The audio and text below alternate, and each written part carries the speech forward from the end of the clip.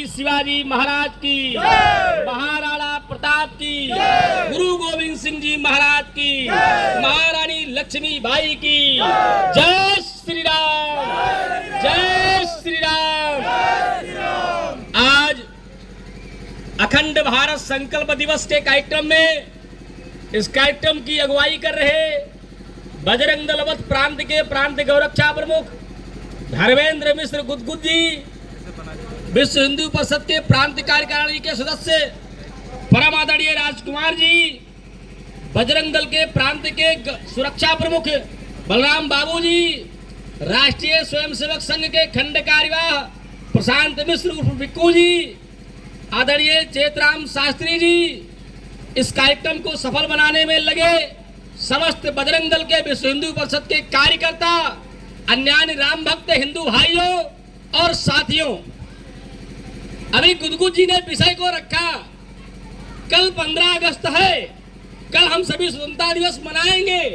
फिर आज को कार्यक्रम को करने का उद्देश्य क्या है, आज हम लोगों ने यात्रा क्यों निकाली, उस विषय को आपने हम सबके बीच में रखा। 15 अगस्त को भारत माता की कथित आजादी हुई, यूनियन जैक का झंडा उतार करके तिरंगा को लहराया गया, शासन बदल दिया गया, लेकिन वास्तव में वह पूर्ण आजादी नहीं, केवल खंडित आजादी थी, या दूसरे शब्दों में कहे तो हमारे साथ बहुत बड़ा राजनीतिक षड्यंत्र था, छलावा था, इसके अलावा कुछ नहीं था। साथियों, जिस भारत में हम सभी रहते हैं, अभी हम सभी ने नारा लगाया, बोलो भारत माता की। जिस भारत को हम माता मानते हैं, जब माता मानते हैं तो उनकी हम कोई रूप की आराधना करते हैं, उनके सिर के रूप में जम्मू कश्मीर, उनके दोनों भुजाओं के रूप में पाकिस्तान बांग्लादेश, उनके शरीर के रूप में संपूर्ण भारत, और उनके पैरों को पखारता हुआ हिंद महासागर, उसके चरणों में रखा हुआ श्रीलंका नारियल की तरीके से उनकी आराधना करता है।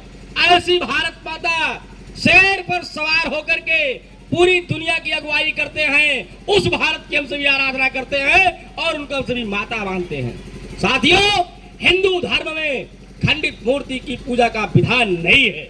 हमारी भारत माता को 14 अगस्त 47 की आधी रात को विभाजित कर दिया गया, उनके दोनों भुजाओं को काट दिया गया, और यह कहा गया कि हिंदू मुसलमान दोनों दो पूजा पद्धतियां हैं, एक गाय को खाता है, दूसरा गाय को पूजता है, दोनों एक साथ नहीं रह सकते, इसलिए मुसलमानों के लिए अलग देश चाहिए, और इसके आधार पर 47 में उनका दूसरा देश बनाया गया।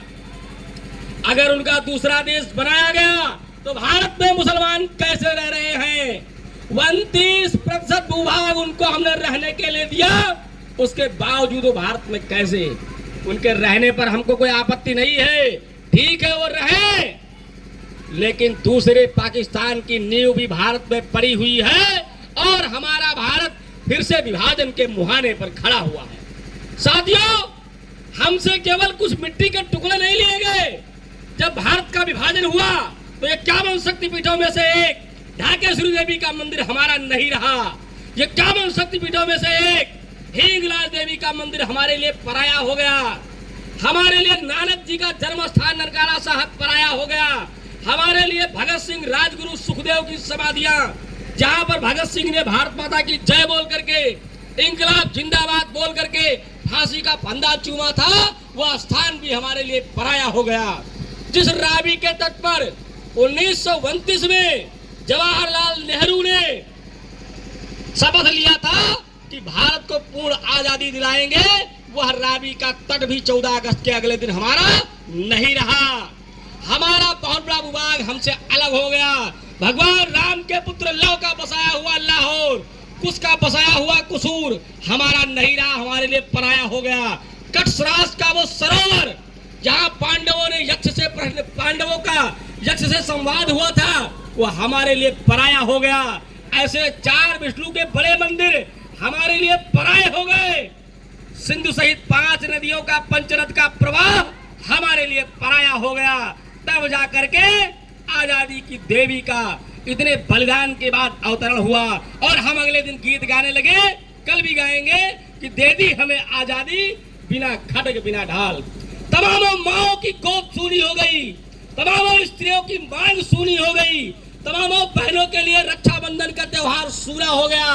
तमामों लड़ाए अपने अपने घरों को सूना करके और अपने अपने भाइयों को विदा कर देती है, उनका बलिदान हो गया। अंग्रेजों ने फांसी के फंदे पर चढ़ाना प्रारंभ किया, फांसी को चढ़ाने वाले थक गए, लेकिन बलिदानियों का तांता नहीं टूटा। इतने बड़े बलिदान के बाद हमको कथित रूप से आजादी मिली है। आजादी हमारे लिए, यह आजादी हमारे लिए बहुत बड़ा चुनौती है। यह आजादी हमको खंडित मिली है, षड्यंत्र पूर्वक मिली है, भारत माता के विभाजन के पश्चात मिली है। और अगर भारत में मुसलमान हैं तो पाकिस्तान देश को रहने का कोई औचित्य नहीं है। जब यहाँ भी मुसलमान हैं तो पाकिस्तान नाम का देश समाप्त किया जाए, बांग्लादेश नाम का देश समाप्त किया जाए।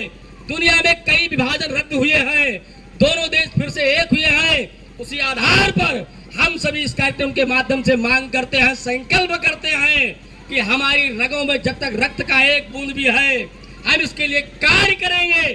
और आप सबसे भी आह्वान करने के लिए आए हैं कि आप सभी भी आदरणीय गुदगुद मिश्रा जी के कदम से कदम मिला करके इनका सहयोग करिए और इस संकल्प को सिद्धि की तरफ लेकर चलिए।